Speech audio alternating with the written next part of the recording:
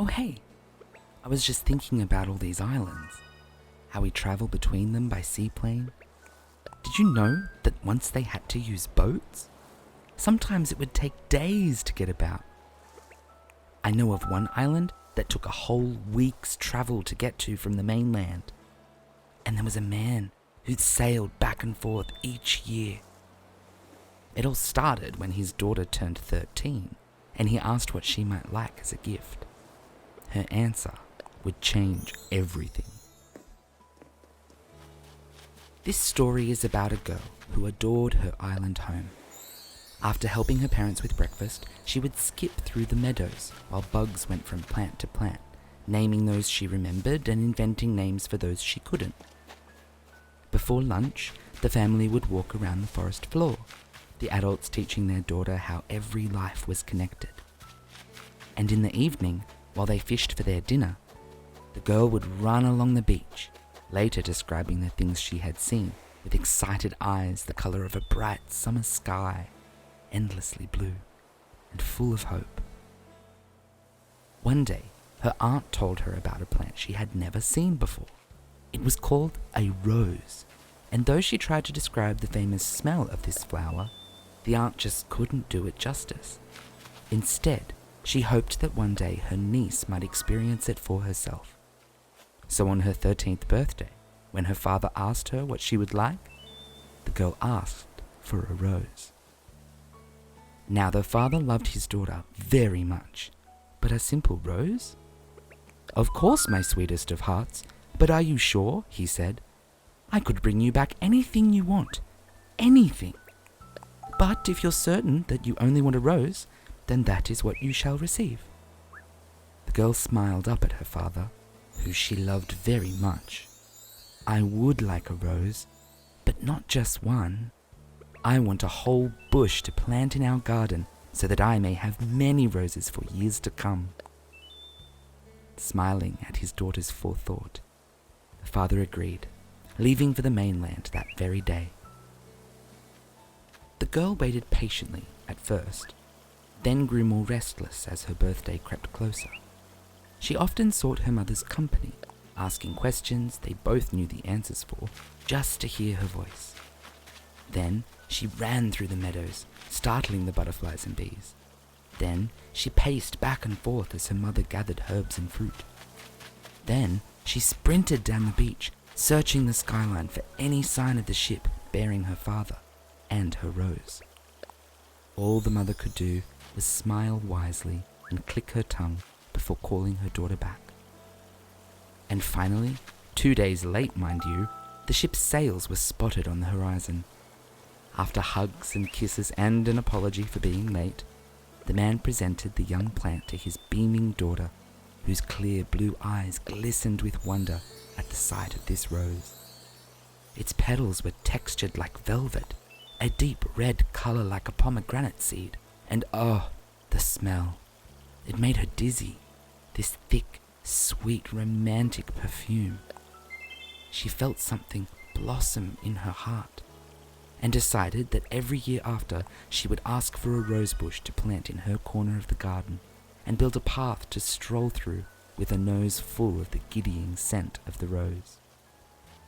Later, the father showed the daughter how to dig a hole, measuring it against the root cluster so it was just so deep and wide enough to accommodate for future growth. He showed her how to loosen the root ball, rustling it with gentle fingers.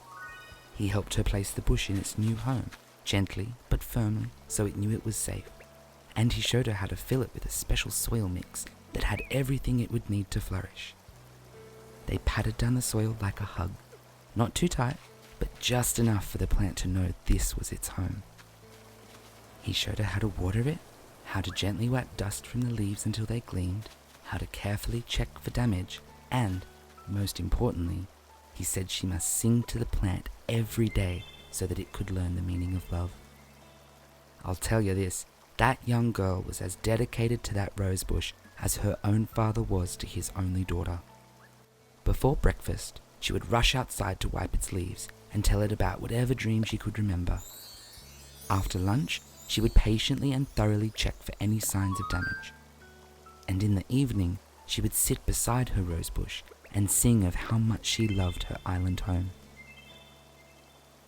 Soon enough, the bush was heavy with flowers, and her mother demonstrated how to cut them cleanly with a sharp knife and carefully pick the thorns from the stems, how to dry the petals to retain the most scent, and how to make rosewater, from which they made sweet confectionaries.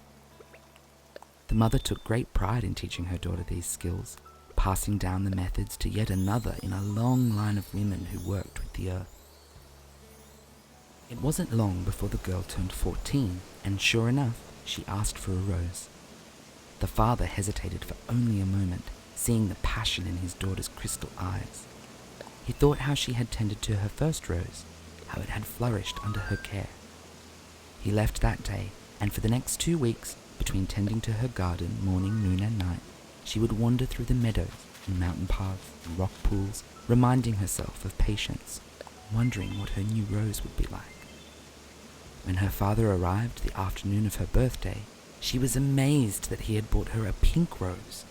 It was like her mother's cheeks, flushed after their mid-morning walk, and the smell made her mouth water. It was just like candy. Her father carried the plant while the girl rushed to point out the spot she had chosen. Together, they measured and dug a hole, loosened the root ball, carefully laid the bush in its new home, patted down the special soil mixture, watered it in, and stood back to sigh in satisfaction at the slowly growing garden before the girl sang a warm welcome to the new rose. And every day she would go about her routine, dusting the leaves, checking for damage, and singing with her sweet voice about how she hoped these 2 roses might become friends and maybe one day call each other sisters. Soon there were 2 healthy bushes, both heavy with flowers. She pressed some petals in books and dried others under a gauze on the windowsill, infused water and sugar with their essence, and this time her mother even let her mix some petals into a hand-pressed soap. Her aunt, the one who had told her about the plant, was elated when the girl visited with a beautiful bouquet to hang above the mantel, some little soaps to leave in the bathroom, and a delicate porcelain pot brimming with potpourri. "If not for you," the girl said, "I would not have thought to ask for a rose on my 13th birthday, so please take these gifts made from my very own garden." And just like that, the residents on this small island realized that the girl with blue eyes would one day fill their lives with the delicious scent of the rose. And they weren't wrong. Every year the girl asked for another rose bush, and every year the father would bring one back from the mainland. There was a dusty orange one that smelled like sherbet, and a bright yellow one that smelled like apricots, a dainty white rose that smelled of fresh linen, another with soft, heart-shaped petals and a peachy tint. One was white in the center and turned to a rich purple at the edges, smelling of wine and cinnamon. And another bright pink, and it smelled of raspberries. Other residents sometimes surprised the family with a bush they just happened to pick up on their latest trip. And so her garden grew. By her 18th birthday, she had 12 rose bushes, a garden bench her uncle had made, and a path of bricks through her garden, laid down by some of the younger men, and the girl, a young woman now, had insisted that she be taught so she could help them help her. Everyone she worked with was astounded by her strength. Her blue eyes burned fierce with determination and focus, and when she laughed, they shone brighter than the morning tide. She still helped about the house, but most of her days were filled with roses, dusting their leaves, checking for damage, and singing to them so they would never forget love. Her dedication to the roses never faltered, day in and day out. She even dreamed of roses she had yet to meet, imagined scents she couldn't describe, and heard the sounds of her garden echoing her song. In the evening, as the rose scent swelled to an intoxicating cloud, the young woman would sing all her gratitude for being alive, and it was like the roses reached for her, bending ever so slightly just to be closer.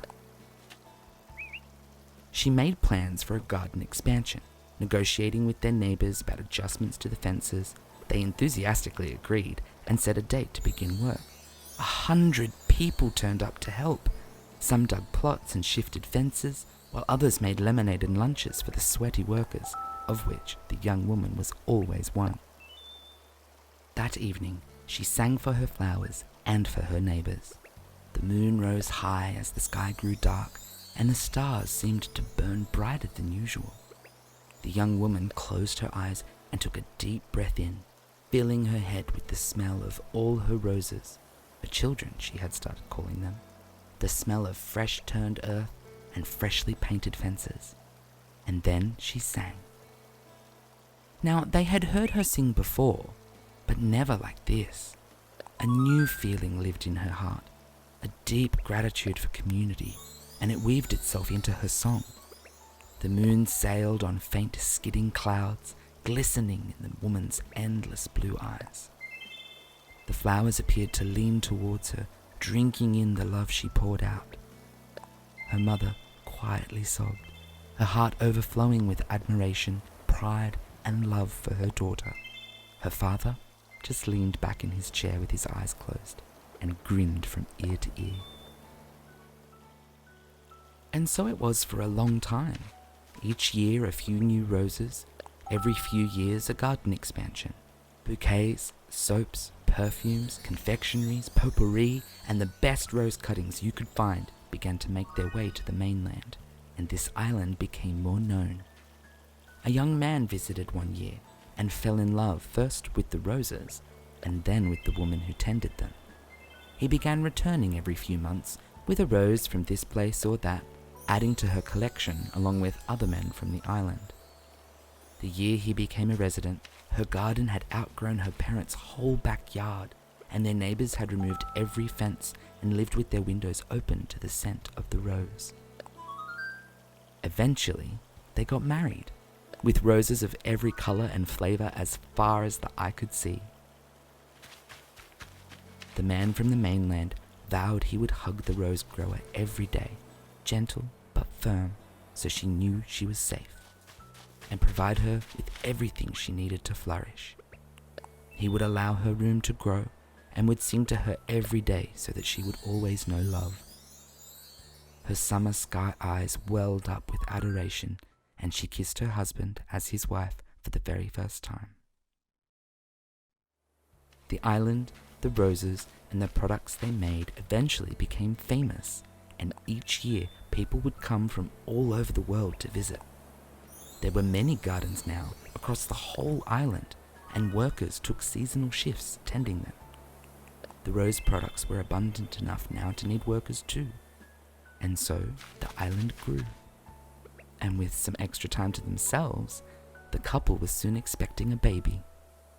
The island threw an enormous party when they heard the news, for if this woman could be so nurturing to a garden that their whole island would benefit, then any child would be lucky to have her as their mother. And they weren't wrong. They ended up having 3 blue-eyed children. But as all things do, this story must end too. And so it was that her husband passed away peacefully in his sleep.